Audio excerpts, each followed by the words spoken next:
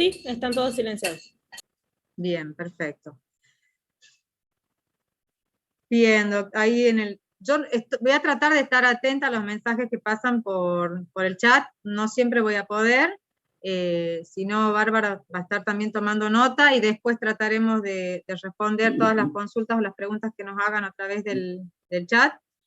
Esto, si bien es una clase, no pretendo que sea bajo este esquema que yo hable y ustedes estén en silencio, me interesa más que participen, que me interrumpan, si necesitan alguna aclaración, alguna ampliación, si tienen alguna duda, siéntanse en la libertad de levantar la mano o de pedir la palabra para hacer algún comentario o alguna pregunta, ¿sí? No es mi idea, no es mi propósito. ¿Vamos a grabar? Sí, tengo entendido que sí, Barbie, ¿no? De todas maneras... Recording in progress. De todas maneras, está subida en el campus, están subidas 4 clases, si mal no recuerdo, 4 videos de la unidad 2, que están completos. No es la idea de este encuentro repetir lo que ustedes ya tienen ahí disponible, sino tan solo como se trata de una unidad introductoria, repasar algunos conceptos que ya se vieron en la semana pasada y darles una introducción del tema, porque al ser una de las primeras unidades, como dije, una polilla introductoria, muchos de los temas que tenemos en esta unidad 2, según el programa, se van a desarrollar después con profundidad en distintas clases, ¿sí? Si ustedes se fijan en el programa, que es Derechos de los Consumidores, después tiene desarrollados distintos subtópicos: derecho a la información, protección de la salud, de la seguridad, trato digno, etcétera, etcétera, que van a ser unidad 2, Brisa. Esos derechos van a ser objeto de clases especiales, van a tener una clase especial de información, una clase especial de publicidad, una clase especial del derecho a la salud y el régimen de medicinas prepagas. Entonces la idea de hoy es más que nada darles un acercamiento, una aproximación a los conceptos generales que se van a ir repitiendo a lo largo de toda la cursada. ¿Alguna consulta introductoria? Si no, arrancamos ya con los comentarios vinculados con la unidad 2. El PowerPoint está disponible también en el campus. Lo podemos compartir si quieren, si les es más ameno ir siguiendo así la clase, ¿sí? Bueno, arrancamos. Ustedes saben que vivimos en una economía de mercado, en una sociedad de mercado, un régimen económico global, globalizado, mundial, que se caracteriza por la producción y el consumo en masa. Bibliografía, viene bien la pregunta antes que empezar. Como les decía, muchos de los temas que vamos a tratar hoy se reparten en muchas otras unidades posteriores. Cualquier texto que está recomendado para la bibliografía general, la ley comentada de Chamatrópolis, la ley comentada de Tambusi, hay un libro nuevo de Baroselli, Lorenzetti, Stiglitz, cualquiera de los libros. Por ahí no van a ir siguiendo puntualmente cada uno de los temas que están incluidos en el programa, pero entiendo que son suficientes para que ustedes puedan comprender tanto esta unidad 1 como la unidad 2. Les decía que vivimos en una sociedad de economía de mercado que se caracteriza por la producción y el consumo a escala masiva. Esta sociedad de mercado que en los últimos años se ha visto a su vez impactada por el nacimiento y desarrollo de las tecnologías de la información y las comunicaciones. Así como en algún momento se hablaba de la revolución industrial, hoy hablamos de una nueva era, que es la revolución digital, que ha producido grandes impactos en el campo del derecho, grandes impactos en la economía, grandes impactos en la manera de relacionarnos en la vida cotidiana, y que obligan que nos obligan a nosotros como operadores jurídicos a adaptar nuestros esquemas, nuestras reglas, para poder captar adecuadamente esa realidad en la que vivimos. Ustedes habrán estudiado el derecho contractual clásico, que es el que se sustentaba sobre la base del Código Civil francés, y que fue el que nos rigió hasta hace 5 o 6 años en nuestro país, que fue diseñado teniendo en cuenta un sistema económico, político y cultural vigente en su momento. En la época de la Revolución Francesa, del Iluminismo, de la Ilustración, donde el esquema jurídico contractual se construyó sobre la base de considerar que los hombres eran libres e iguales, y que a raíz de la preponderancia de estas características y de la preponderancia que se daba a la razón, en la época del racionalismo, del iluminismo, se consideraba que lo que los hombres libres e iguales pactaban en una relación jurídica, en un contrato, debía ser respetado a rajatabla. Es lo que se conoce como el principio de la autonomía de la voluntad, ¿no?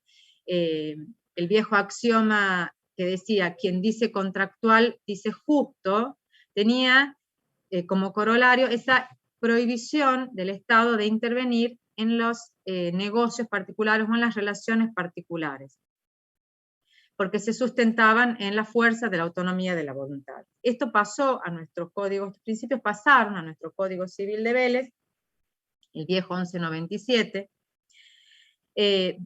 y se entendía que las convenciones particulares tenían fuerza de ley, lo que las partes habían querido, así debía respetarse.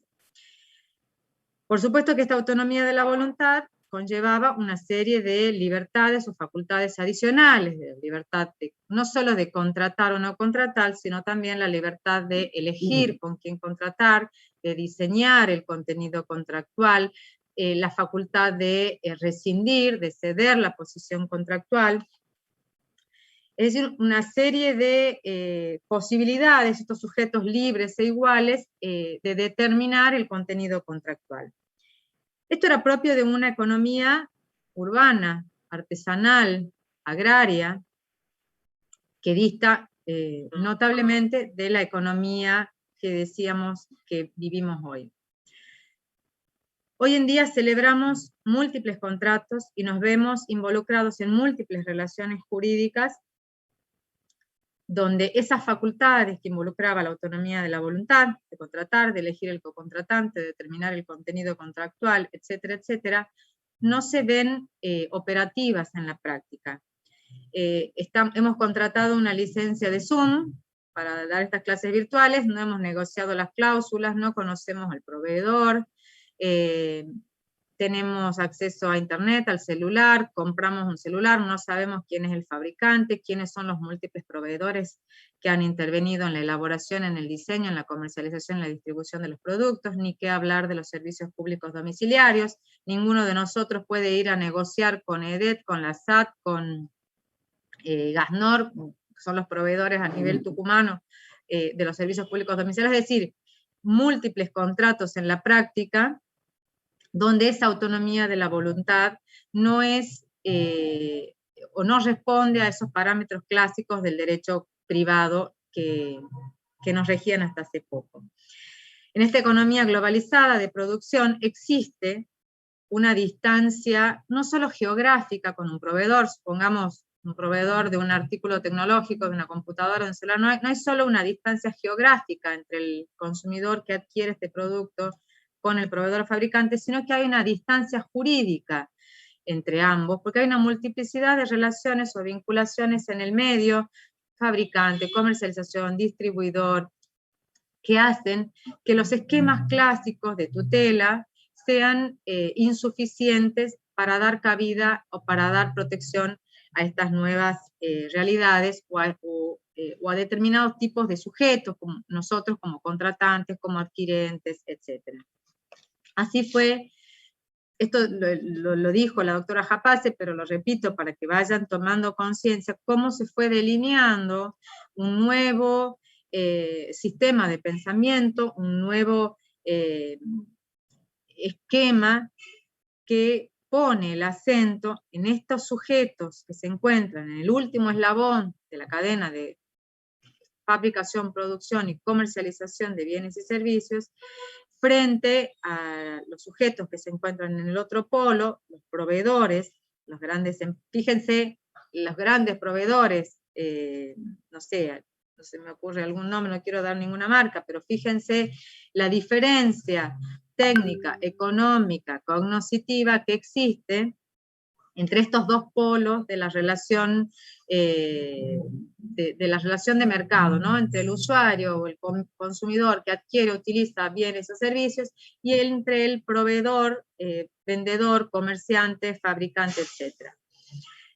Esta situación de advertir, o este hecho de advertir la particular situación de debilidad o de inferioridad que se encuentran estos sujetos especiales, hizo la necesidad o provocó la necesidad de dar una vuelta de tuerca a las reglas normativas clásicas y empezar a pensar en una protección diferenciada, orientada a estos sujetos. Así fue que nació el derecho del consumidor a partir de reconocer esta insuficiencia de los moldes clásicos del derecho para proteger la fragilidad especial en que se encuentran estos sujetos.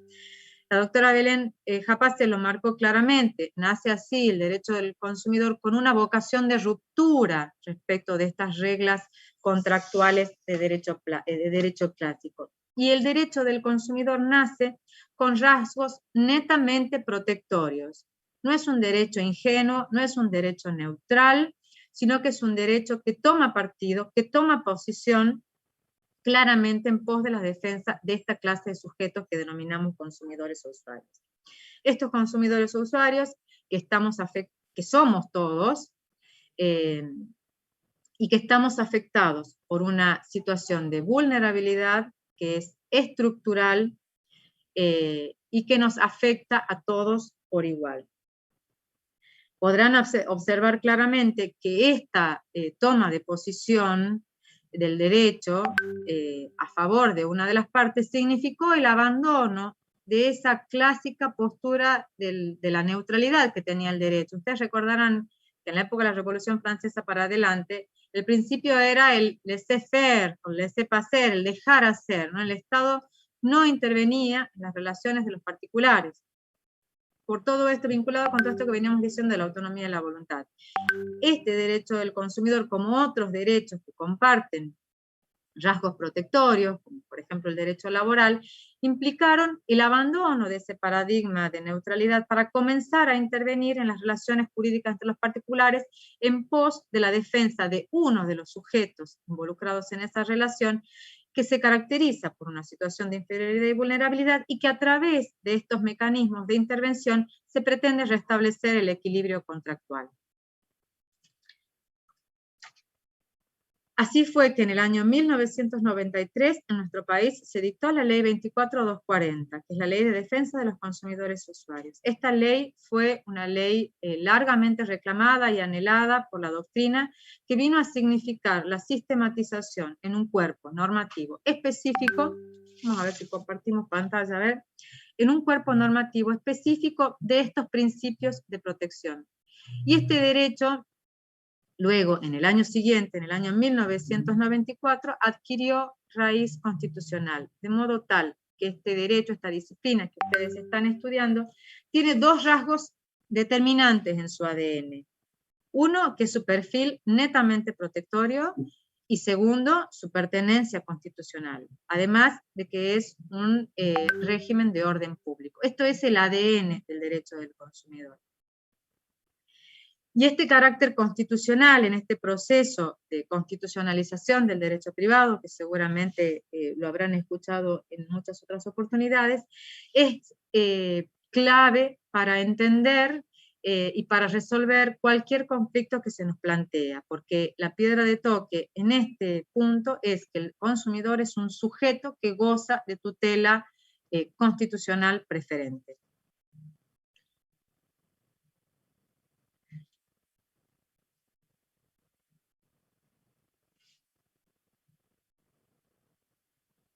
Bueno, esto es lo que veníamos diciendo, ¿no?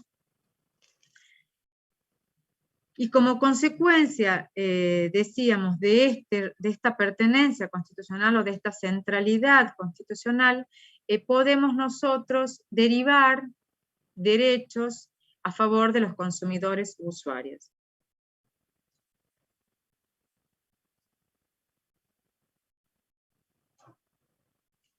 Brevemente, para que entendamos un poco de manera general cuáles son las características de los derechos de los consumidores, para pasar luego a hablar puntualmente de algunos de ellos.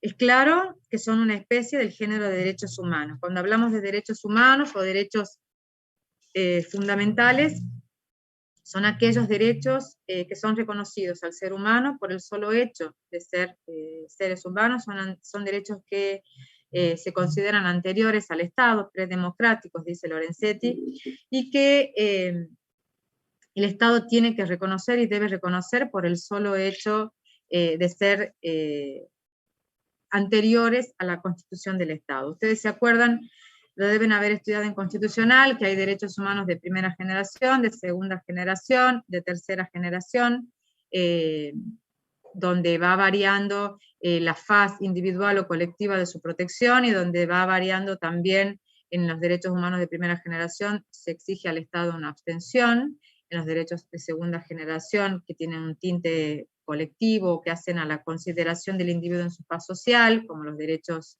del trabajo, los derechos a la protección de los colectivos como mujeres embarazadas y demás, donde ya no solo es necesario que el Estado no se abstenga de intervenir, sino que por el contrario se requiere una intervención del Estado. Y estos derechos humanos de tercera generación, que son los derechos que tienen una titularidad difusa, trascienden al individuo, hablamos de bienes colectivos, que tienen un carácter bifronte, porque por un lado detentan un aspecto individual, pero también tienen a su vez un aspecto indivisible, un aspecto colectivo que hace a la protección de todo un conjunto de intereses individuales. Por ejemplo, los derechos a la protección del medio ambiente. Si yo tengo en cercanías de mi casa una fábrica que contamina, no solo tengo un derecho individual a gozar del medio ambiente sano, y esa industria contaminante me puede causar daños puntuales y particulares a mí como individuo particular, sino que además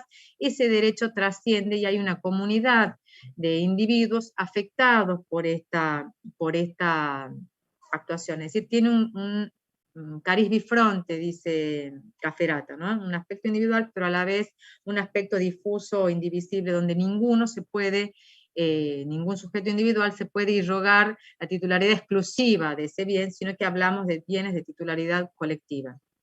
Y acá entran, desde luego, no solo el derecho a la protección al medio ambiente, sino también el derecho a la protección de los patrimonios culturales, arqueológicos, los derechos a la libre competencia, a tener un mercado sano, y los derechos de los consumidores ingresan acá en esta especie de derechos humanos de tercera generación. Ahora ya estamos hablando de derechos humanos de cuarta generación, ¿no? Se habla, por ejemplo, de los derechos en el ámbito de las nuevas tecnologías, el derecho al anonimato, el derecho de acceso a Internet, los derechos de los animales, están hablando también algunos autores como derechos humanos de cuarta generación. Pero no me quiero ir por las ramas, esto es algo sencillo que ustedes ya lo tienen que conocer. Otra de las características esenciales de los derechos de los consumidores es que constituyen un mínimo inderogable. ¿Qué quiere decir con esto? Precisamente a raíz de su pertenencia constitucional o de su consagración constitucional, al tener su base en la Carta Magna, eso significa que ninguna ley, ningún contrato pueden afectar ese piso mínimo de protección que marca la Constitución Nacional, ¿no? Así como en los fundamentos del Código Civil, cuando incorpora los contratos de consumo, se habla de que sus principios constituyen un núcleo duro de tutela, perdón. Este derecho constitucionalmente consagrado es el piso mínimo, la garantía legal mínima, la tutela mínima que un consumidor puede tener. Por arriba de lo que marca la Constitución, cualquier protección adicional será bienvenida, pero menos de lo que la Constitución les reconoce no es posible. Por esta misma centralidad constitucional conllevan estos derechos un carácter operativo. Ustedes también en los primeros años de la carrera habrán estudiado y conocen sobradamente la distinción entre derechos operativos y derechos programáticos. ¿Qué quiere decir derechos que son operativos? Que es posible reclamarlos, es posible reclamar a un juez, es posible reclamar al Estado que ponga en ejercicio un determinado derecho que se encuentre aun cuando no se encuentre consagrado en una norma. Son muchos los ejemplos de esto, si nos vamos al campo del derecho procesal, no necesariamente en el campo del derecho del consumidor. Recordarán ustedes que la vía del amparo, que es un derecho procesal sustancial, está también previsto en la Constitución, nació sin una ley expresa que así lo reconozca, ¿no? El derecho a la... no me sale, el derecho a la rectificación, el caso Berbisky y el caso de la corregime, Barbie, porque estoy... Sí, no importa. No es el de la rectificación, ¿cómo se llama? Bueno, ya me va a salir, ya nos va a salir, no se preocupen. El propio Alavi, que lo habrán estudiado seguramente en más de una materia, o en constitucional seguro, y lo van a ver también acá en esta disciplina seguro. Alavi, la Corte reglamenta las acciones de clase, las acciones a grandes rasgos, ¿no? Reglamenta las acciones de clase, las acciones colectivas, y entiende la Corte que había una mora en el legislador en sancionar una ley que garantice el acceso a la justicia cuando se trataba de estos bienes de titularidad difusa, estos bienes colectivos, sin que exista una ley que garantice la tutela de este tipo de derechos colectivos, la Corte lo hace efectivo. Hay muchos otros ejemplos, lo vamos a ver después con detenimiento en la bolilla 11, en las clases de medicina prepaga, pero antes de que sancione la ley que se llama de bypass gástrico, que incluyó la obligatoriedad de las empresas de medicina prepaga, de las obras sociales, de dar cobertura a los pacientes que padezcan obesidad y que necesiten, por razones de salud, la realización de una cirugía de bypass gástrico, no es...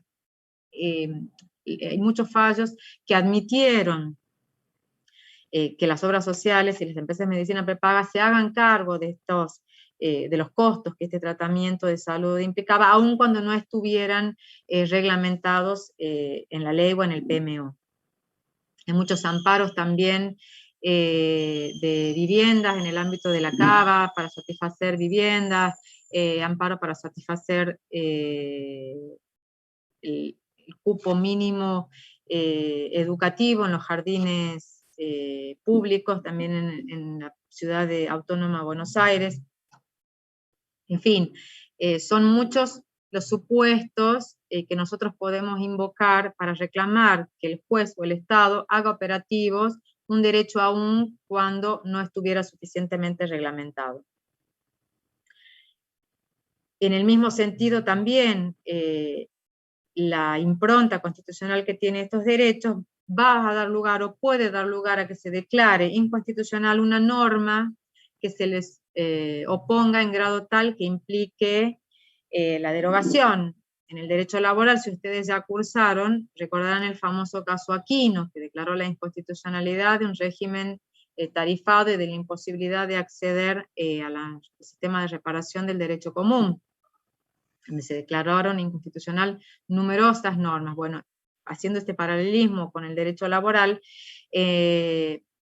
podría ser un supuesto en el caso del transporte aéreo. Uno de los últimos artículos de la ley nuestra que regula la aplicación subsidiaria de la ley 24240 en el caso del transporte aéreo, fue derogado en el año 2008. no quiero entrar en detalles tampoco para no extenderme en el tiempo, pero bueno, en el ámbito de transporte aéreo, un régimen especial de responsabilidad que se rige por el convenio de Varsovia y otros tratados internacionales, que es un régimen especial, tarifado y demás. Para algunos autores, entre los cuales me considero incluida, la aplicación de la 24240 debe ser directa y no subsidiaria en los casos de transporte aéreo, pero bueno, en algunos supuestos el régimen tarifado de responsabilidad ha dado lugar a situaciones injustas frente a reclamos de reparación de daños que pueden, por estas razones que estamos explicando, ser declarados inconstitucionales, ¿sí?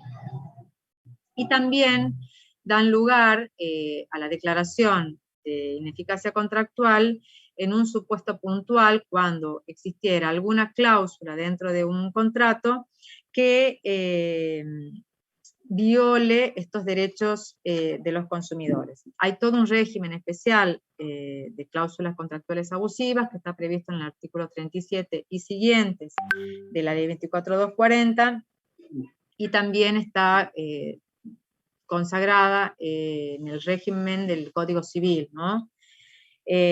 Por ejemplo, ¿cuál sería una cláusula que pudiera ser declarada ineficaz por violar estos derechos de los consumidores? Una cláusula que se usa mucho de dispensa de responsabilidad, una cláusula de prórroga de jurisdicción, una cláusula de renuncia al derecho de reclamar por daños. No sé si todavía se sigue viendo, no sé,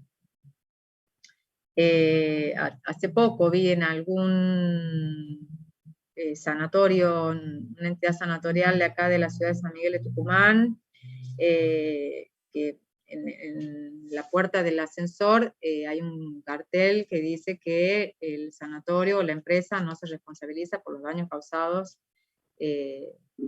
por ascensor, por el uso del ascensor. Muchísimas cláusulas contractuales de renuncia o dispensa de daños, lo mismo pasa con la asunción de riesgos y demás. Pero no, insisto, hay toda una bolilla especial de contratos de consumo y de régimen de cláusulas abusivas, donde van a ver esto con detenimiento. Solo quiero que les quede claro que estos derechos de los consumidores, por ser derechos humanos, por tener raigambre constitucional, tienen estas series de características que hacen que una ley no pueda protegerlos menos, sino que obligan a que la ley, por ejemplo, como pasa con turismo, con seguros, den una protección adicional. Estos derechos conllevan pretensiones de operatividad, pueden dar lugar a declaraciones de inconstitucionalidad de una norma que se oponga en grado tal que implique su ineficacia o su derogación, y pueden dar lugar también a la declaración de una cláusula como abusiva cuando no respete este piso mínimo de tutela. ¿Alguna consulta hasta acá? ¿No? Yo no los veo, pero supongo que están escuchando y que están atendiendo. Barbie, si hay alguna consulta en el chat sobre este tema. Y consultan qué sucede con esas cláusulas abusivas. Las cláusulas abusivas, hubo toda una discusión en la doctrina de si se tenían por nulas, se tenían por no escritas. La ley habla que se tienen por no convenidas esas cláusulas. Y tipifica claramente la ley cuáles son esas cláusulas abusivas, por ejemplo, las que desnaturalicen las obligaciones, las que inviertan la carga probatoria en perjuicio del consumidor, las que amplían desmesuradamente los derechos de la otra parte. Hay una regulación taxativa de normas que están también con un poco más de precisión contempladas en el nuevo Código Civil. Si mal no recuerdo, a partir de los artículos 1000, ya les digo, 1099 y siguientes, cuando tenés una cláusula de ese tipo abusiva, se reclama al juez. Vos podés reclamar daños también, y se solicita al juez la declaración de abusividad, y el juez tiene que integrar el contrato dictando una nueva cláusula que respete los derechos de los consumidores. Pero les digo, tienen toda una clase entera, completísima, que creo que va a estar a cargo de la doctora Mielos o del doctor Valdés, sobre el régimen de cláusulas abusivas. Contratos predispuestos, contratos celebrados por adhesión y régimen de cláusulas abusivas. Pero en nuestra ley, artículos 37 y siguientes. Si ha quedado claro, sigo. Bueno, en esto no me voy a detener, lo tienen en los videos. Afortunadamente se va observando procesos evolutivos, donde se van ampliando el catálogo de derechos. Esto es un poco de historia.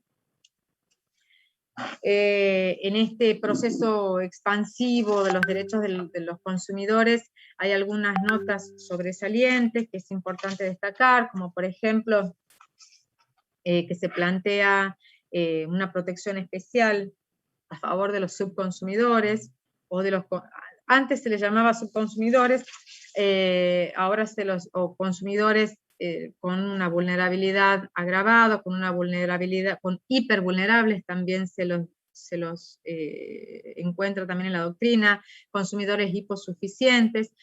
Hemos dicho que los consumidores tienen una vulnerabilidad estructural, ¿no? En este caso de los subconsumidores o los consumidores con vulnerabilidad agravada, por sus características especiales, sea su condición de la edad, el género, el origen cultural, la situación económica, tienen un plus, tienen una debilidad acentuada por estas características personales o particulares. Es decir, no es la vulnerabilidad estructural que nos caracteriza a todos, que es una presunción legal, iure de iure, sino que es una situación puntual que agrava esa indefensión.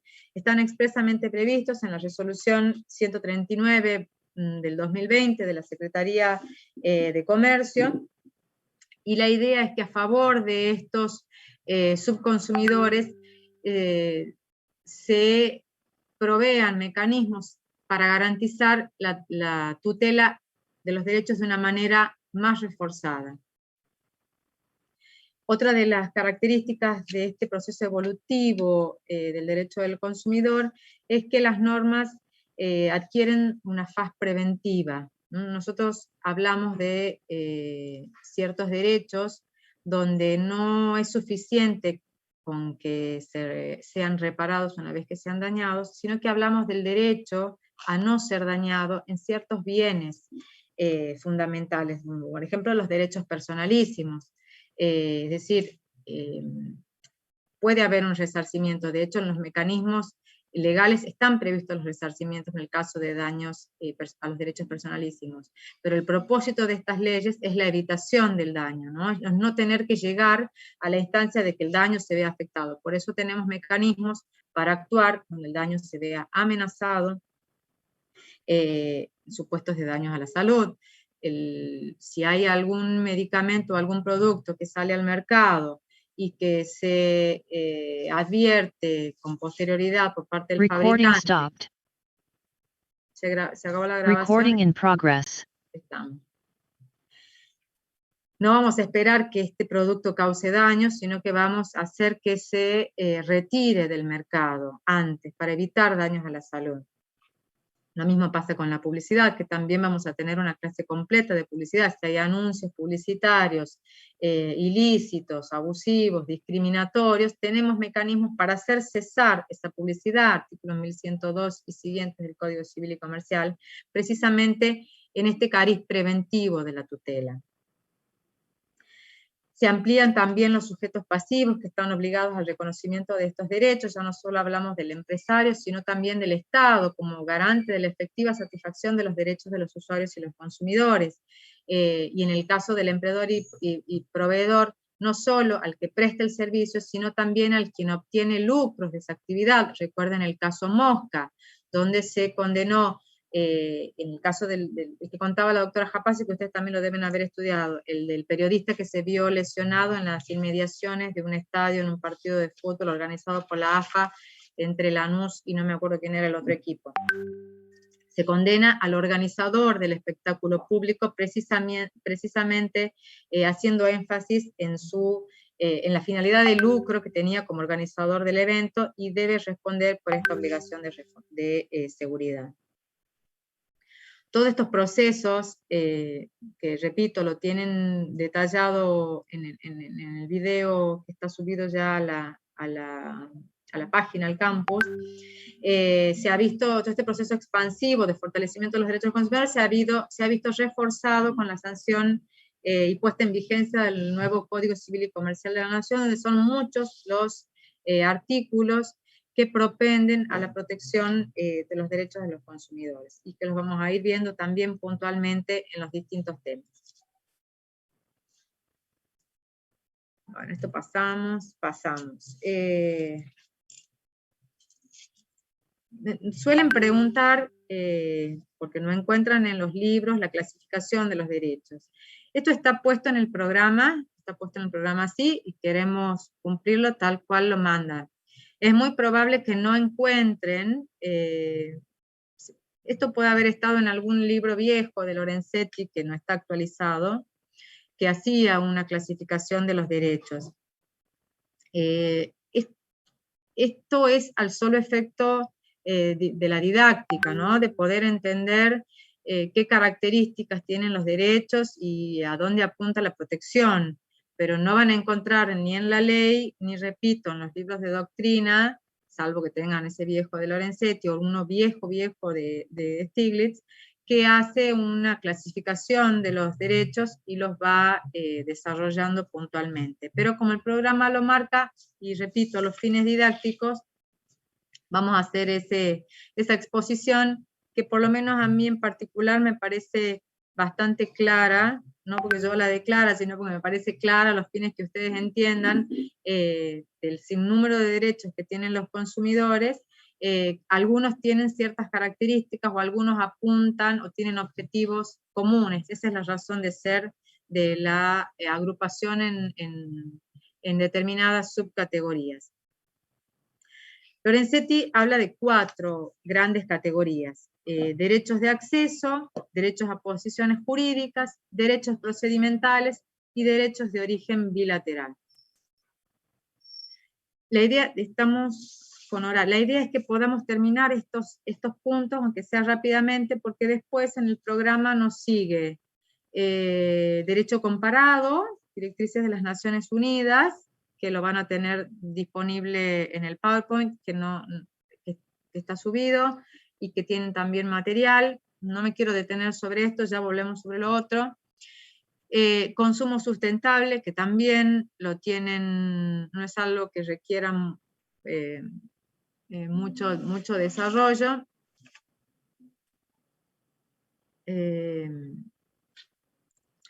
Y los derechos de los consumidores en el derecho argentino, que es lo que quiero que expliquemos ahora puntualmente, dentro de los derechos de origen bilateral, fundamentalmente estos derechos a la información, al trato digno y demás.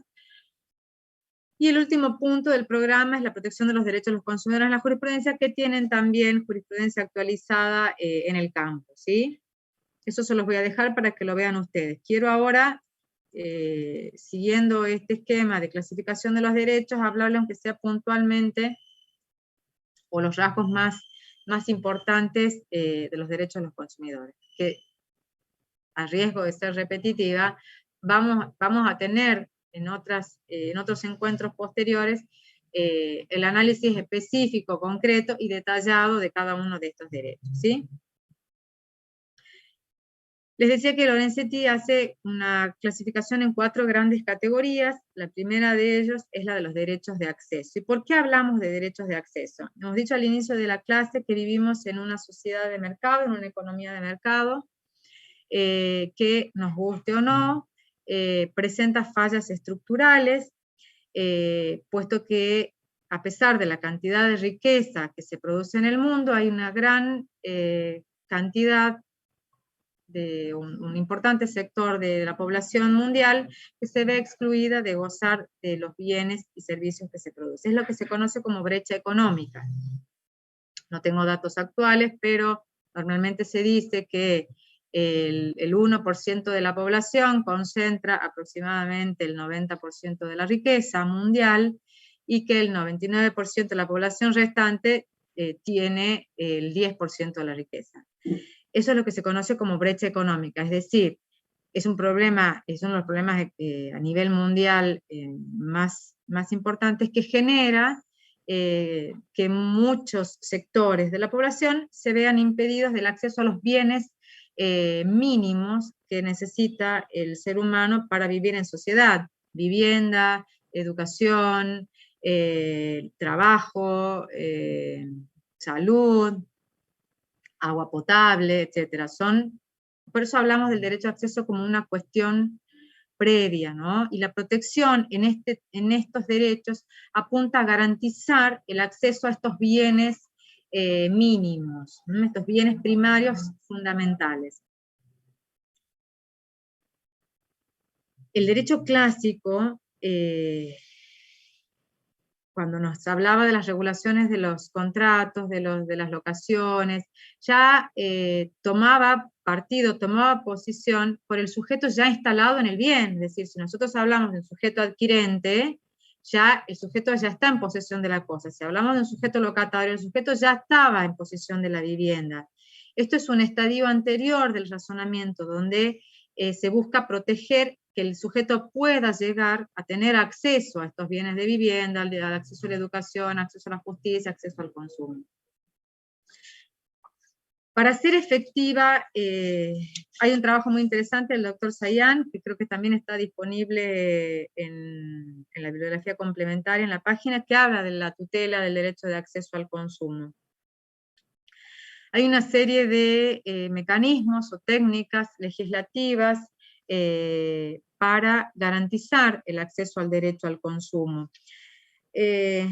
Implican claramente el diseño de políticas públicas que intervengan en el mercado, que regulen la oferta, la demanda, que garanticen el libre abastecimiento, que garanticen la libre competencia, de manera que estos sectores excluidos del consumo puedan llegar a acceder a ellos. Por ejemplo, ¿qué se les ocurre? Les doy una vieja, la ley de abastecimiento, la 20068, que regula las necesidades corrientes, dice la ley, y puede intervenir fijando precios, obligando a continuar o discontinuar una determinada actividad. ¿Qué se les ocurre como políticas públicas o legislativas de acceso al consumo? Nadie va a decir nada. Ahí en el chat están diciendo precios cuidados. Exactamente, precios cuidados, ahora 12. Ley de abastecimiento, ley de la época del proceso, ley de marcas, ley de mercado frontal. Ley de medios, nos guste o no, la ley de medios. En su momento, cuando también se sancionó la ley de papel prensa para garantizar el acceso a prensa, el decreto del año pasado que declara servicios públicos esenciales y estratégicos a la telefonía móvil y a los servicios de telecomunicaciones y acceso a Internet. Ahora, en estos tiempos actuales, el derecho de Internet es un derecho, el derecho de acceder a Internet es un derecho humano fundamental. O sea, hay una serie de mecanismos, procrear, progresar, la hora 12, la hora 18, como decíamos recién, precios cuidados, son todas políticas públicas que intervienen en el mercado, que regulan la oferta con la finalidad de facilitar el acceso al consumo.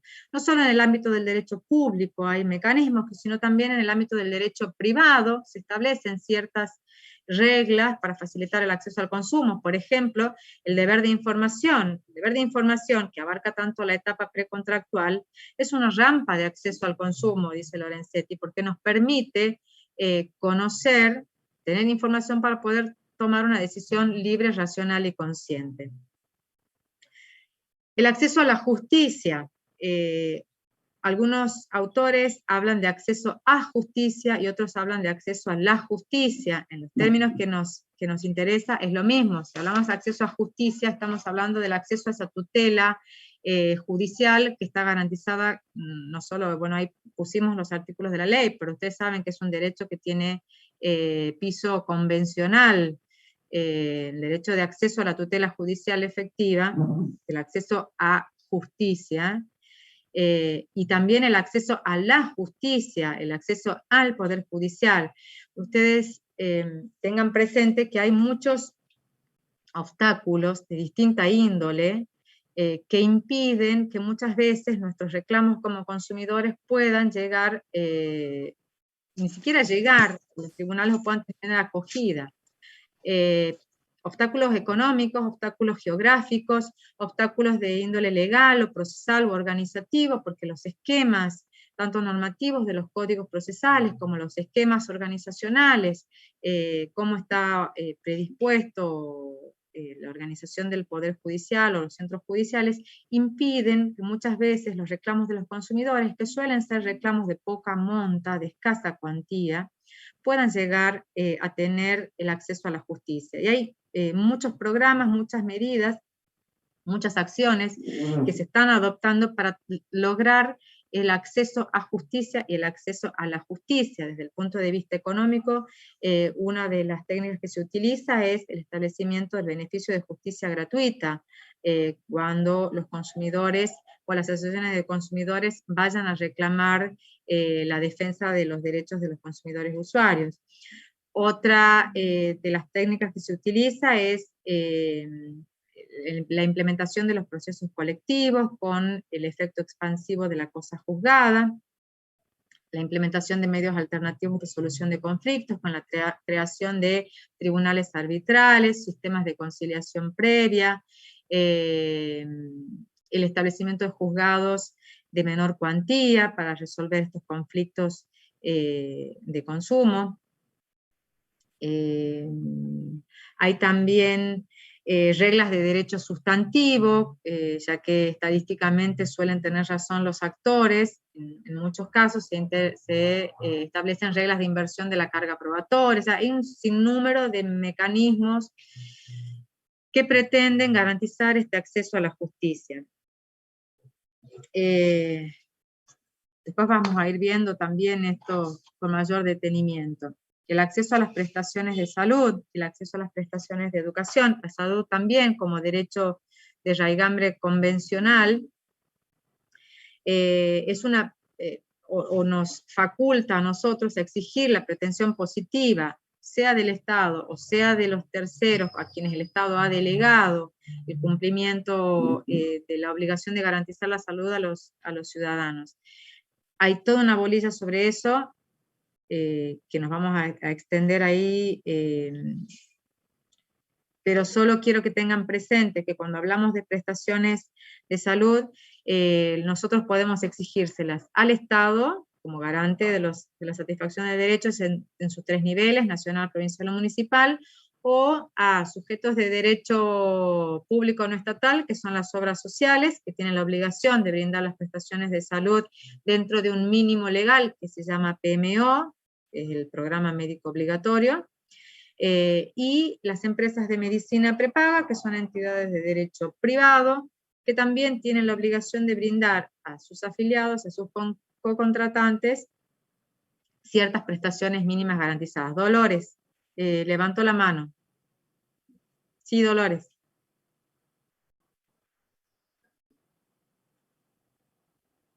Dolores.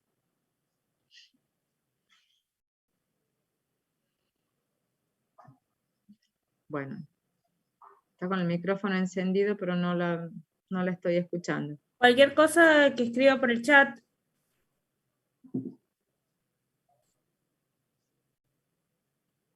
Bueno, ya se van animando a interrumpirme. Interrúmpanme, chicos, si no se hace muy aburrido. El acceso a la educación. ¿Por qué es importante el acceso a la educación? Porque si nosotros no somos conscientes de nuestros derechos, no los vamos a poder ejercer. Y en esto van a notar que los profesores y las profesoras de la cátedra somos unos fervientes militantes de los derechos de los consumidores y hacemos una militancia constante con esto y con conocer nuestros derechos para poder hacerlos efectivos. Hace mucho ya... Doctora, disculpe diga, que interrumpa. no, por Ángela favor, es un mi gusto. nombre. Yo le quería hacer una consulta ahí con lo que hablaba usted con respecto al derecho a la salud y que las obras sociales Sí, debían incorporar con el tema del bypass gástrico. sí, Me ha pasado un caso de tener que recurrir a esa cirugía por un sobrepeso que tengo de 110 kilos, tenía, y ninguna obra social me ha podido operar. He buscado un abogado para que haga un amparo judicial y tampoco se ha podido resolver eso. Pero yo veía que sí, están las leyes, está todo, pero la implementación pareciera ser que no está incorporada todavía en la justicia, en donde nos obligan a los ciudadanos a recurrir quizás a otros métodos que desconocemos nosotros. así es. La Y no ideal hubiera sabemos, sido hacer un amparo. La ideal y terminamos desistiendo, a pesar que es tan importante eso en salud, terminamos desistiendo y dejándolo en la nada prácticamente. ¿Qué es lo que pasa ahí, por ejemplo?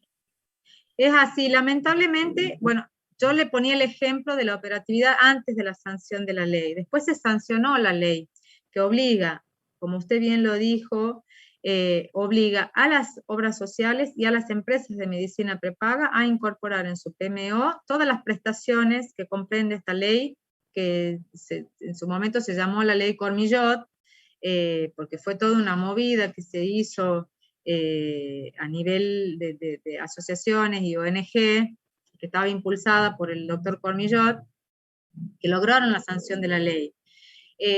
Nos pasa mucho... ¿Alejandra era su nombre? ¿Alejandra era? Ángela. Ángela, perdón. Pasa mucho que a veces hay distancia, Ángela, entre la normativa y la práctica. Lamentablemente, a veces por desconocimiento, a veces por razones estructurales, usted se vio obligada a hacer un amparo para la satisfacción de su derecho frente a la negación irrazonable y, le diría, abusiva y contraria a derecho de su obra social. Desconozco, no le puedo dar una opinión por qué no prosperó favorablemente este amparo. Son muchísimos, a nivel del fuero contencioso administrativo, que es donde tramitan las demandas contra la obra social provincial, por ejemplo, la mayor cantidad de causas que tiene hoy el fuero está vinculado con amparos a la salud, por desconocimiento de los derechos por parte de la obra social, de los derechos de los afiliados y de los usuarios. No es una realidad grata, pero hace falta muchas cosas. Por eso les decía, la militancia que hacemos nosotros y que se las queremos transmitir a ustedes, ¿no? Esa defensa permanente de los derechos de los consumidores usuarios para que no exista distancia entre la teoría y la práctica, porque tenemos un sistema protectorio tan consistente y tan detallado que no siempre lo logramos hacer realidad, ¿no? Es cierto, sí. Gracias. No, le agradezco a usted, Ángela, por el comentario. Hay toda una clase especial de medicina prepaga donde vamos a ver todos estos y otros problemas que se dan en el ámbito de la contratación privada de los servicios de salud. Doctora, sí. Una preguntita. ¿Cuál es el fuero? Contencioso administrativo, el que tramitan todas las demandas que van entabladas contra el Instituto de Previsión y Seguridad Social de la provincia, que es la obra social provincial. Generalmente las cuestiones de obra social y medicina prepaga estaban tramitando por el fuero federal. Las obras sociales van a tramitar en la justicia federal, que es todo un tema también. Ahí ya no estamos hablando de una justicia accesible, de una justicia cercana, de una justicia amigable. Hay muchas cosas para mejorar y para cambiar, y que debemos cada uno desde nuestro lugar, ustedes como futuros abogados, abogadas, sea que estén de uno u otro lado del mostrador, debemos hacer una defensa constante y consciente de los derechos de los consumidores usuarios. Con esto de la educación les quería decir, es famosa una frase que dijo en el año 60 y pico el expresidente de los Estados Unidos, Kennedy, cuando lanza uno de los primeros programas sistemáticos de protección al consumidor, en un mensaje en la Asamblea del Congreso, donde dijo que consumidores somos todos. Lo dijo también la doctora Japaste, los ricos, los pobres, los grandes, los jóvenes, los niños, somos todos consumidores y todos nos vemos sometidos a vulnerabilidades del mercado. Y precisamente los consumidores somos el grupo económico más grande del mundo y cuya opinión no es suficientemente escuchada. Nosotros, con nuestras decisiones, si nosotros tomamos conciencia de nuestros derechos, de nuestras facultades, con nuestras decisiones nosotros deberíamos, tenemos el poder de hacerlo, de orientar el mercado. Por ejemplo, nos pasa con el consumo sustentable. Nosotros, bien educados, conscientes de nuestros derechos, podemos orientar a través de nuestras decisiones el mercado y dejar de adquirir productos que no sean, por ejemplo, amigables con el medio ambiente. O sea, somos un grupo económico de gran envergadura, de gran importancia a nivel mundial, pero lamentablemente no tenemos esa fuerza en nuestros reclamos, ¿no? La Constitución habla también de audiencias públicas, de que los consumidores usuarios tienen derecho a participar en las audiencias públicas, por ejemplo, en el campo de servicios públicos. Y no llegamos a ejercer, o no tenemos todavía suficientemente aceitados los mecanismos para poder hacer efectivos nuestros derechos, ¿sí? La educación es un aspecto central, la ley lo regula expresamente, no solo en la Constitución, sino también disponiendo, por ejemplo, que la obligatoriedad del Estado, provincial, nacional y municipal, de incorporar en los planes de estudio primario y medio de los derechos del consumidor, y que yo sepa, mi hijo está en tercer año del colegio y nunca le enseñaron nada, no sé si ustedes que son más jóvenes, que pueden haber egresado hace poco, creo que esas previsiones constitucionales y legales no se están cumpliendo, ¿no? Y el artículo 61 marca un poco lo que les decía, cuáles son los objetivos de la educación al consumidor. Uno de esos objetivos es eso, darle habilidades al consumidor para que adquiera un papel activo, ¿no?, en el mercado. Fíjense en lo que pasa, por ejemplo, con la ley de etiquetado, de rotulado de productos. No sé si ustedes vieron en los medios, se generó una interesante discusión por un proyecto de ley que tiene media sanción en la Cámara de Senadores y que pasó a la Cámara de Diputados, que ya cuenta con un dictamen favorable de comisión, pero que aparentemente está siendo objeto de lobbies en contra por parte de las empresas manufactureras, proveedores, que van a impedir que salga, pero es un proyecto que viene incentivado, impulsado por muchas ONG desde hace mucho tiempo, que cuenta con el aval de la FAO, de Naciones Unidas, y que por la presión de sectores económicos de envergadura, refractarios a los avances en materia de tutela de derechos consumidores, es probable que no salga, va a perder estado parlamentario en octubre. No sé si la conocen a la ley, en Chile llevó 12 años el proceso de sanción de la ley, está funcionando correctamente, significa ponerle a los productos no es hexágono, un octógono negro, visible, que indique si un producto tiene excesos de grasas, de sodio, de calorías, de grasas saturadas, con la finalidad de informar los sectores refractarios a esta ley, los que están haciendo presión en contra para que no salga, dicen que va a disminuir la producción, que va a generar impactos a nivel laboral, pero esto en la experiencia de los derechos comparados no es así, está precisamente relacionado con el derecho a educación, el derecho a la información y el derecho a la salud, ¿no? Pero bueno, es un mecanismo de información, este etiquetado que visibiliza la composición de un alimento, saber qué consumimos es un derecho.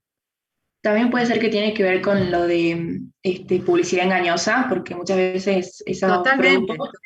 totalmente, sí. Totalmente. Uno de los artículos de este proyecto de ley, sobre todo cuando se trata de productos dirigidos al consumo de niños, niñas y adolescentes, habla de esto que dice usted de la publicidad y prohíbe que se utilicen dibujitos animados, en la publicidad dirigida a los niños, porque eso los atrae y son productos que no son sanos. Entonces va de la mano la educación, la información, la salud. Hay un fallo viejo, pero no por eso menos interesante,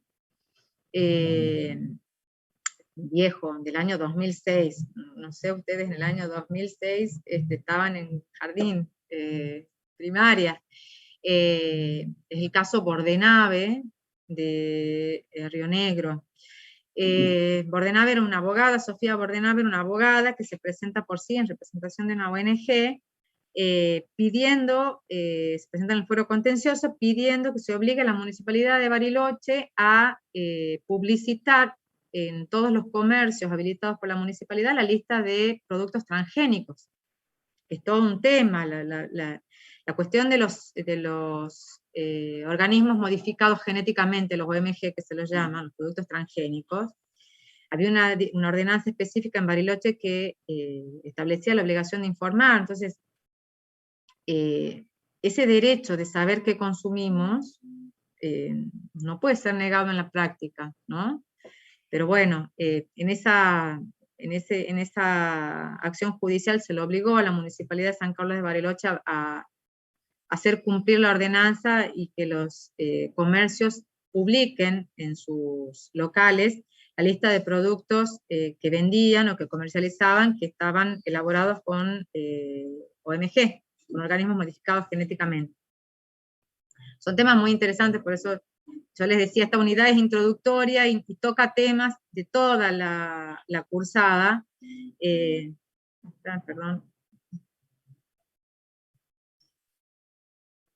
Toca temas de toda la cursada y nunca puedo terminar de desarrollar completamente la unidad 2 porque es amplísimo, ¿no? Me interesa más que derechos a posiciones jurídicas. ¿Alguna duda con respecto a estos derechos de acceso? Acceso de información también, no está ahí, chicos, chicas, no está ahí el acceso a la información, pero es el tema también del momento, ¿no? No solo hablamos, acceso a la información, no solo a nivel público, como una herramienta para favorecer los regímenes democráticos, la participación democrática, hay una ley especial de acceso a la información pública, sino también el derecho de acceso a la información de los consumidores como una garantía instrumental para poder hacer efectivos los otros derechos. En el proyecto de Código de Defensa del Consumidor, que está también en discusión en el Poder Legislativo en estos momentos y que esperamos ansiosamente que salga, hay una regulación expresa y precisa del derecho de acceso a la información de los consumidores. Por ejemplo, hay iniciativas a nivel internacional de políticas de alimento seguro, ¿no? Lo mismo que hay una experiencia muy exitosa en el Reino Unido de Gran Bretaña sobre políticas de alimentos seguros. Y este proyecto, el proyecto de código regula expresamente la obligación del Estado de poner a disposición determinados datos para revertir esta desigualdad económica, cognitiva y asimétrica en la relación de consumo, y a la vez preservar la libertad de decisión y de elección en condiciones de razonamiento, intención y libertad, ¿no? Artículo 8 y siguientes del proyecto de Código Civil.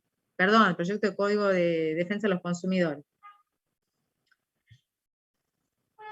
¿Alguna duda sobre derechos de acceso? Prefiero pasar a derechos derivados de una relación bilateral. Ahí, después vuelvo sobre los otros, pero estos son como más sustanciosos en su contenido. No, profe, no hay ninguna duda. Bien, gracias. Ahí en estos derechos de origen bilateral podemos encuadrar 4. El derecho al trato digno y equitativo, el derecho a la información, el derecho a la seguridad y el derecho a la privacidad. El derecho a la seguridad no es algo que ofrezca muchas dudas, está previsto no solo expresamente en la Constitución, sino en los artículos 5 y 6 de la Ley 24.240. ¿Qué implica este derecho? Que el proveedor, al momento de brindar el bien y servicio, debe adoptar todas las medidas necesarias de prevención para evitar que la prestación prometida o el bien entregado le ocasione daños a la salud o a la integridad del consumidor. El artículo 5 y 6 establecen expresamente que las cosas y servicios que se proporcionan o que se presten deben hacerlo en condiciones normales de uso, de manera tal que no dañen al consumidor o usuario. Inclusive cuando se trata de servicios públicos domiciliarios, la comercialización y la prestación de los servicios debe hacerse observando los mecanismos, instrucciones y normas establecidas o que sean razonables para garantizar la seguridad. Eso implica, por ejemplo, entre otras cosas, que se deba otorgar un manual escrito en idioma nacional, implica la obligación de brindar asesoramiento al consumidor, y hay, no sé si lo tengo desarrollado a este punto en el PowerPoint, pero implica, por ejemplo, la obligación del proveedor de darle un adecuado asesoramiento sobre el uso al consumidor o usuario. Hay numerosos fallos sobre violación del deber de seguridad. No es algo que ofrezca mayores complejidades, que ustedes no lo puedan desarrollar. Había dicho que íbamos a terminar 15:30. Así que no me voy a detener sobre esto porque no es algo que ustedes no puedan desarrollar de cualquier texto normativo de la propia jurisprudencia. Creo que están citados en el PowerPoint el fallo de Blas de Tucci, si mal no recuerdo, el de la señora que es aprisionada por las puertas automáticas de un supermercado. Pero hay muchísimos fallos que garantizan este deber de seguridad, este deber de indemnidad de los consumidores y usuarios. En cuanto a la privacidad, me parece también uno de los temas de mayor importancia en cuanto a la protección de los consumidores, relacionado con lo que decíamos al principio, con la sociedad de la cuarta era, la sociedad de las tecnologías de la información y las comunicaciones, donde el ámbito de privacidad e intimidad de los consumidores, que no es nada más que un aspecto particular de la protección de la privacidad del ser humano en general, se ve claramente amenazado y claramente invadido por las nuevas técnicas de contratación, por las nuevas tecnologías, las intromisiones arbitrarias en nuestra privacidad, sobre todo en el manejo de datos personales, son alarmantes. Cada vez que nosotros al registrarnos en Zoom, al registrarnos en cualquiera de las redes sociales, Facebook, Twitter, Instagram, dejamos nuestros datos personales, consentimos en tratamiento de datos personales a veces sin darnos cuenta, el uso de cookies, el uso de correos no deseados, sin número de situaciones. Cada vez que, lo decíamos el otro día en una charla que compartimos con Bárbara, cada vez que nosotros hacemos un clic en un like, en un me gusta, cada vez que observamos una publicidad, cada vez que ingresamos en una página web, el tiempo que pasamos observando una determinada página web, el tiempo que tardamos en cerrar una determinada publicidad, todos esos son datos que se van recabando, sepámoslo o no, se van recabando, y sobre esos datos procesados se obtienen datos, o sea, datos de los datos, metadatos, y se va construyendo perfiles digitales, que ¿para qué creen que se utilizan esos perfiles digitales? Con fines comerciales, con fines publicitarios. O sea, no es magia que en sus redes sociales, si ustedes usan Facebook y estuvieron viendo un artículo, un determinado producto, una determinada publicidad, no es raro que en otras redes sociales le aparezcan publicaciones vinculadas con algo de su interés, porque precisamente hay un tratamiento de los datos, las empresas comparten los datos personales, es decir, la privacidad, la intimidad de nosotros como consumidores usuarios, hoy en día prácticamente se ve desnaturalizada por la invasión de las nuevas tecnologías. Desde luego que hay normativa específica. Lo que está ahí es el viejo Código Civil, el 1071, pero la privacidad y la intimidad están resguardadas expresamente en el Código Civil y Comercial, con la incorporación vía artículo 2 de todos los tratados de derechos humanos, la regulación del 50 en adelante, con la dignidad y la privacidad de la persona. Hay toda una regulación específica también en nuestra ley y en el Código del Consumidor cuando hablan del régimen de ventas a distancia, la contratación electrónica. Es una regulación muy expresa que tiende a garantizar este ámbito de privacidad del consumidor. Son muy frecuentes las ventas agresivas, prácticas agresivas, donde el consumidor no ha solicitado un producto o donde se ve a veces invadido en sus ámbitos laborales o en sus ámbitos recreativos, ofreciéndole publicidades, promociones. Esos son distintos mecanismos, el spam, son distintos mecanismos que usan las empresas y los proveedores, prácticas abusivas y agresivas, que tienen un fin comercial, un fin de lucro, pero que implican en los hechos una violación a los derechos de privacidad e intimidad de los consumidores y usuarios.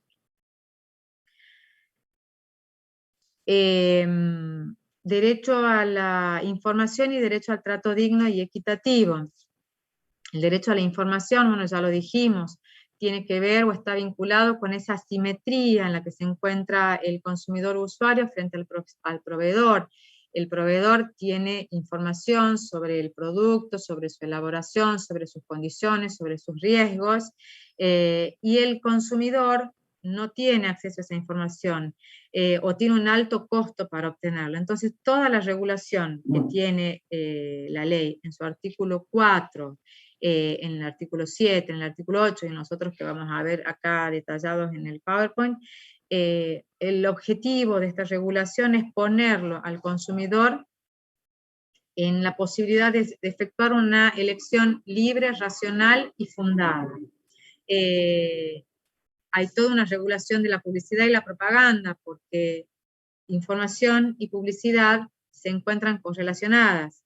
La publicidad, en un sentido teórico o abstracto, dar a publicidad a algo es hacerlo público, está relacionado con la información. Lo que pasa es que la publicidad, con cómo se han desarrollado las técnicas de marketing, las técnicas publicitarias, hoy la publicidad no está dirigida a ampliarle la información como rampa de acceso al consumo, sino precisamente a obnubilar su capacidad de discernimiento y de libre elección. ¿Por qué? Lo decían recién algunos de ustedes, la publicidad engañosa, hay muchos supuestos de publicidad engañosa, publicidad abusiva, publicidad comparativa, publicidad que no es completa, donde precisamente no se pretende que el consumidor pueda hacer una elección libre, racional y fundada del producto que está por adquirir o del bien o servicio que está por contratar, sino precisamente todo lo contrario.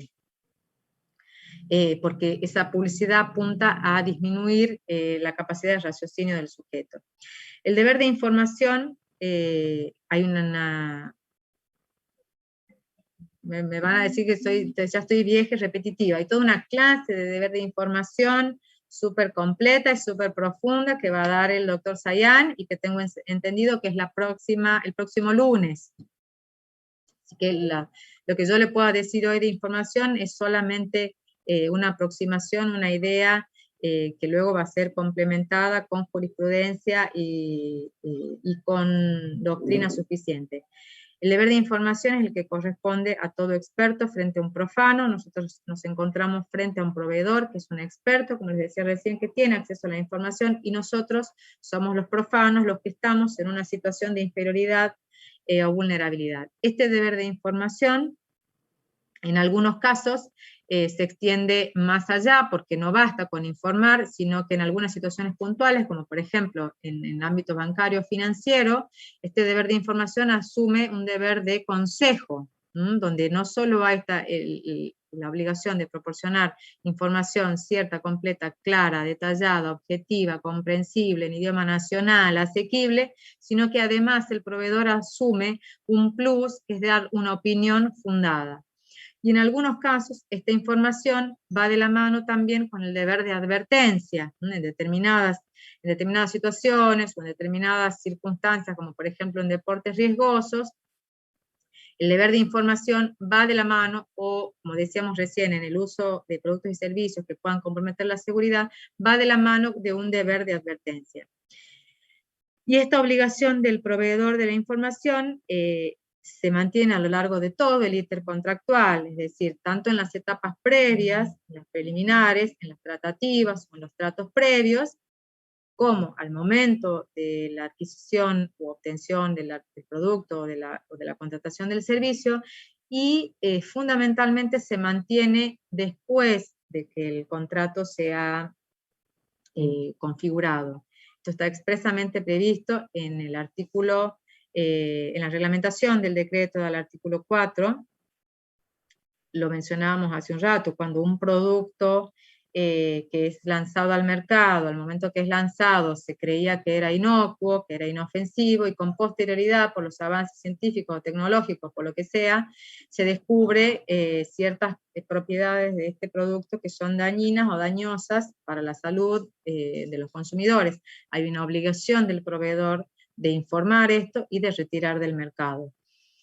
Esto es muy importante porque nos vincula con la problemática de los riesgos del desarrollo, que también es toda una problemática muy compleja que tiene que ver con hasta dónde es responsable un proveedor que introduce un bien en el mercado, cuando los adelantos científicos y tecnológicos de la época no permitían saber que ese producto iba a ser dañino en el futuro, y que luego, por los avances científicos, se advierte que tenía determinada propiedad este producto que causaba daños. Hay muchos temas vinculados con el derecho del consumidor y con la responsabilidad del proveedor en estos casos que se llaman como riesgos del desarrollo. Hay muchos casos, pensemos ahora con las vacunas, ¿no? No soy antivacuna para nada, ya tengo las 2 dosis, pero trayendo un ejemplo como el que ocurrió antes, ¿no?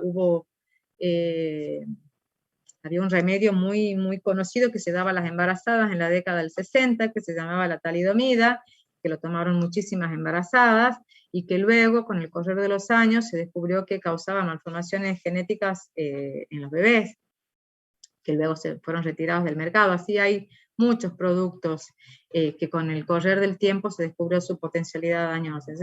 Esto tiene que ver con el deber de información que se mantiene una vez finalizado, una vez ya que se ha consumado la vinculación contractual. También el Código Civil trae una regulación concreta, precisa, del deber de información, repitiendo prácticamente lo que dice la ley, agregándole algunas referencias particulares. La información no solo tiene que ser, como decíamos recién, cierta, detallada, completa, en idioma nacional, objetiva, asequible, y que abarque todas las características esenciales de los bienes y servicios y las condiciones de su comercialización, sino también cualquier otra circunstancia relevante para el contrato, dice el Código Civil.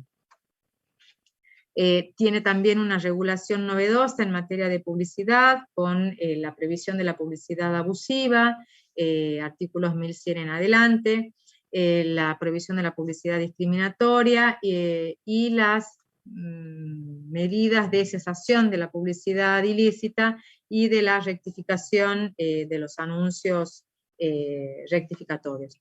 Hay una clase expresa, un taller de publicidad, que no sé si se dio el año pasado, que supongo que este año se va a dar, donde se hace un análisis súper exhaustivo y súper divertido, y que recomiendo que no se lo pierdan, de la publicidad, de este juego con la publicidad y el deber de información.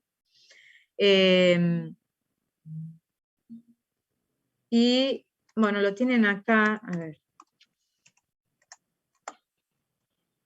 Acá van a ver en el PowerPoint un poco lo que le estábamos diciendo, ¿no? ¿En qué consiste el derecho a la información, el deber de información, la normativa en la que está, la normativa esencial, porque hay muchas normas, no solo en el derecho del consumidor, sino que son muchas, por ejemplo, en el ámbito del derecho al seguro hay normas específicas sobre la información, en medicina prepaga hay normas específicas de derecho a la información, en derecho bancario, contratos bancarios, normativa específica, o sea, esto es como lo básico, ¿no? En la clase especial, bueno, este DNU ya no está vigente, hay ya lo vamos a cambiar. ¿Alguna pregunta sobre derecho a la información? Si no, pasamos a trato digno y equitativo, así ya vamos terminando.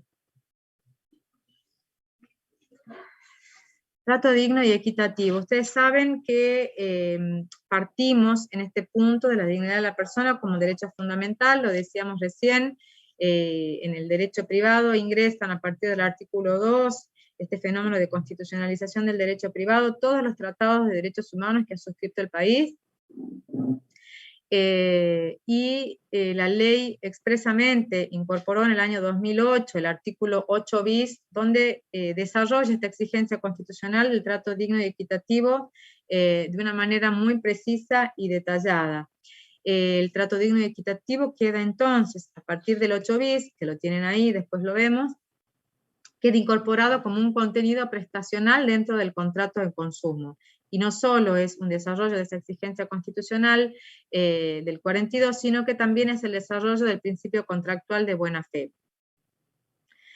Antes de su consagración expresa en el año 2008 hubo muchos fallos con sustento en el artículo 42 de la Constitución que ya condenaron a los proveedores que habían efectuado malos tratos, conductas humillantes hacia los consumidores usuarios. Por ejemplo, se entendió que esas requisas injustificadas en los supermercados o en los centros de consumo, de shopping, que habían sometido a una usuaria a una situación vergonzosa o vergonzante, daban lugar a la reparación del daño moral por un trato indigno hacia el consumidor. Cuando hablamos de trato digno y equitativo, entran dentro de este concepto un sinnúmero de situaciones o prácticas, malos tratos, conductas humillantes, esperas excesivas, poner ciertas exigencias sobreabundantes. No sé si les he dejado, si no les puedo dejar un fallo también anterior a la reforma del 2008, donde para dar de baja en la línea de un celular, la empresa de telefonía móvil le puso múltiples requisitos a la persona y lo tuvo como 6 meses tratando de hacer algo que se podía haber solucionado de una manera muy simple. Es decir, hay un sinnúmero de situaciones en las prácticas, por eso la regulación es una regulación abierta, para que pueda abarcar todas estas configuraciones en las que no existe un trato digno y equitativo de los consumidores usuarios. ¿Cuál es la razón de ser de esta normativa? Que muchas veces la lesión a los intereses del consumidor no surge del contenido contractual de la cláusula, sino de un modo de aplicación de esta o directamente de conductas que no están tipificadas, no están descritas en el contrato, o directamente de prácticas. Entonces, ese equilibrio que a veces en el contrato puede estar presente, ese equilibrio contractual, muchas veces en la práctica se ve desnaturalizado o desvirtuado por operatorias de hecho. Hay en legislaciones específicas hay regulaciones más concretas, como por ejemplo, sancionan expresamente los trámites burocráticos, las colas, las esperas. Nuestro Código Civil en artículos 1096 a 1099 consagra expresamente las prácticas abusivas en general y enriquece de esta manera este enunciado del artículo 8 bis. Se incorpora no solo el trato digno y equitativo y no discriminatorio, no solo a favor de los extranjeros, como lo tiene el 8 bis, sino a favor de todos los consumidores sobre la base del principio constitucional de igualdad. Por ejemplo, se ha considerado que no es trato digno y equitativo las denominadas ventas atadas, donde hay una violación a la libertad de contratar, ¿no? Cuando se subordina, creo que lo hablamos la clase pasada, cuando alguno de ustedes hizo algún comentario que se subordina la provisión o la adquisición de un producto a la adquisición simultánea de otros. Ustedes van a un banco a sacar una tarjeta de crédito, y para sacar esa tarjeta de crédito los obligan a sacar seguro, etcétera, etcétera, caja de ahorro, etcétera, etcétera. En este tema del trato digno y equitativo,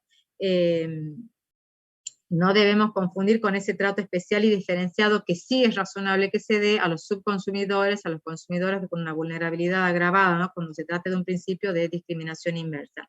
Ahí tienen en pantalla la regulación de la ley, del 8 bis, tienen esa descripción de situaciones vergonzantes, vejatorias, intimidatorias, y las sanciones o las acciones que podemos utilizar para garantizar el derecho a trato digno y equitativo. Y a nivel local, tenemos una ley específica, que es la ley 8895, que se llama la Ley de Tiempo de Espera para la Atención al Público, donde tipifica una serie de situaciones que se consideran como trato indigno.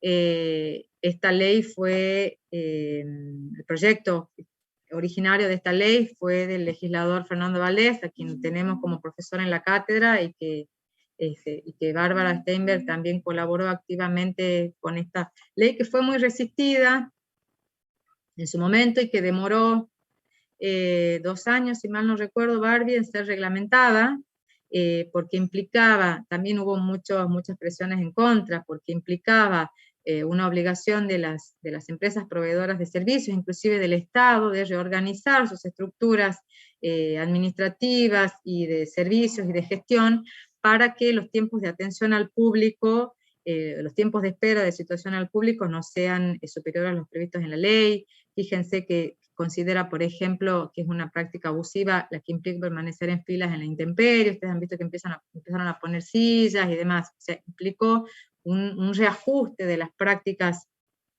de atención al cliente, que fue muy resistida al momento, y por eso se trató de una ley que estuvo sancionada por la legislatura, pero que el Poder Ejecutivo durante, no quiero decir 2 años, pero capaz que sí fueron 2 años, más o menos, año y medio, 1 año. No, más, de hecho ¿Más? fue con un amparo para que la reglamenten. Bien, perfecto, no me acordaba del amparo, gracias Barbie. Tuvieron que hacer un amparo para que esta ley se reglamente y pudiera ser efectiva. Bueno, me quedan 1 minuto, 2 minutos. Así cierro con esto que quería. Le dije, al final está la jurisprudencia, están también la protección de los derechos de los consumidores en el derecho comparado, hay algunas cuestiones básicas sobre consumo sustentable. Y lo último que quería decir, ya vimos derechos de acceso, ya vimos derechos de origen bilateral, derechos procedimentales, jurisdicción y eficacia, lo dijimos al pasar. Obviamente, para que la tutela de los derechos no sea ilusoria, es preciso contar con mecanismos especiales, específicos y eficaces para garantizar ese derecho de acceso a la tutela, ese derecho de acceso a la justicia. Las cláusulas de prórroga de jurisdicción, los dijimos, generalmente se consideran cláusulas abusivas porque son un obstáculo para ese acceso a la justicia, y todos esos mecanismos que nombramos, el beneficio de justicia gratuita, el beneficio expansivo de la cosa juzgada en los procesos colectivos, la legitimación de las asociaciones de consumidores y usuarios, la legitimación del defensor del pueblo, de la autoridad de aplicación y demás, son todos mecanismos que dispone la ley para garantizar la tutela y la protección efectiva de los derechos, si quieren llamarlos los derechos de índole sustancial. Y por último, los derechos a posiciones jurídicas que el legislador debe reconocer. Lorenzetti habla de estos 4, la protección de intereses económicos, la protección contractual, la reparación de daños y la organización colectiva. En cuanto a la organización colectiva, hace referencia a la posibilidad de las asociaciones de consumidores y usuarios de actuar en defensa o en tutela de los derechos tanto individuales como colectivos, con una regulación muy precisa en cuanto a que requieren autorización para funcionar, cuáles deben ser sus fines, sus objetivos, qué es lo que deben cumplir para que puedan recibir algún subsidio del Estado, por ejemplo, propender al fomento de la educación del consumidor, y tienen bien delimitado en qué supuestos pueden intervenir las organizaciones constituidas en defensa de los consumidores y usuarios. La protección contractual, un poco ya lo vimos, está vinculado con el principio de favor débil o el principio en favor pro consumidor, que está previsto expresamente en el artículo 3, en el artículo 37, la Ley de Defensa del Consumidor, y también en los artículos 1117 y siguientes del Código Civil y Comercial. Todo este régimen de cláusulas abusivas y de prácticas abusivas, el control judicial y administrativo de las cláusulas. Reparación de los daños, está puesto ahí como un derecho también de fundamental importancia, porque sería ilusoria una tutela al consumidor si no contamos con previsiones específicas, preventivas y resarcitorias frente a una afectación a los derechos de los consumidores. Nuestra ley 24240 tiene un régimen especial de reparación de daños, diferente, donde se unifican los ámbitos contractual y extracontractual, es un régimen objetivo y solidario, donde quedan incluidos todos los que intervinieron en la cadena de comercialización, producción, fabricación, elaboración y distribución del bien, siempre en pos del consumidor para poder lograr una adecuada reparación de los daños, y tiene además otras dos figuras especiales, más allá del régimen de garantías, en caso de servicios o productos defectuosos, tiene dos figuras especiales que seguramente las deben haber oído hablar, por lo menos a una de ellas, que es los daños punitivos, multas civiles, y el régimen de daño directo. También bolilla específica de este tema, ya por razones de tiempo no quiero entrar, pero hacen a la conformación de un régimen especial de reparación que tiene que ver también con la especial posición del consumidor dentro de la relación de consumo, dentro del mercado de consumo y dentro de nuestro derecho argentino, en el que tiene esa posición preferencial o de centralidad. Si tienen alguna consulta puntual o general, así ya los liberamos.